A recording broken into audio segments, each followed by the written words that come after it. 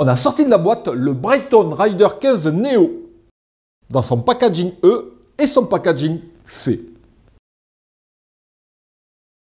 Voici les deux Rider 15 Neo dans leur packaging E et C. On va s'attaquer d'abord au packaging E, c'est-à-dire le packaging dans lequel il y a juste le compteur et puis quelques éléments. Justement, on va tout sortir de la boîte comme le veut la coutume.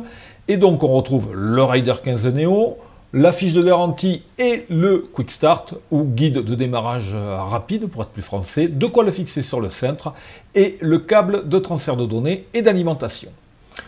Sur le Rider 15 Neo, on retrouve deux boutons en façade, mais on retrouve également, ce qui est une coutume chez Brighton, le bouton pour l'allumer orange de dos.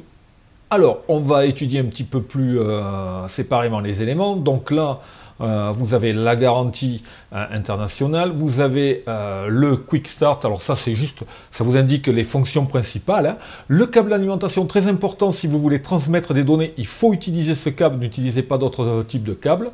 Et puis, pour fixer sur le cintre, vous avez deux sortes d'élastiques, alors je vous rappelle hein, que c'est en croix qu'il faut le fixer, le petit support, et puis deux supports caoutchouc qui se mettent derrière votre cintre selon la dimension, la courbure en fait de votre cintre. À noter qu'il existe un support alu déporté en option, et ça c'est très important.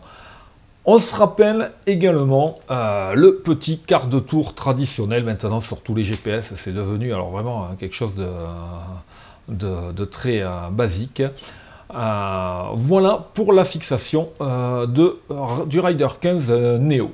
A noter que le Rider 15 Neo est en Bluetooth, alors c'est-à-dire que vous oubliez les capteurs ANT+, s'il vous plaît.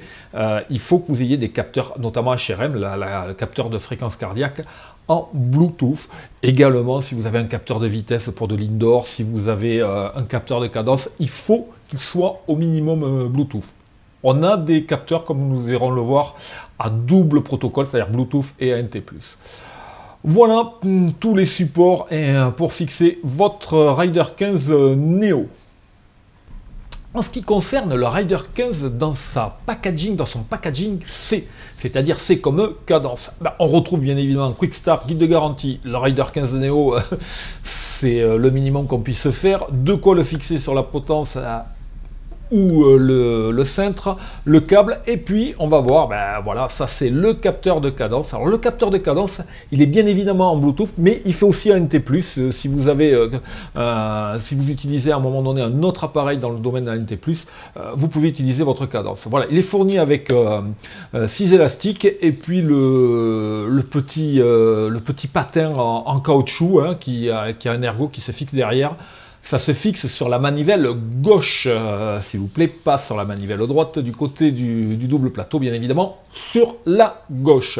Voilà pour le capteur de cadence double protocole Bluetooth ANT+, qui est fourni avec ce Rider 15 dans sa version, dans son packaging C comme cadence. Voilà tous les éléments que vous pourrez retrouver dans la boîte.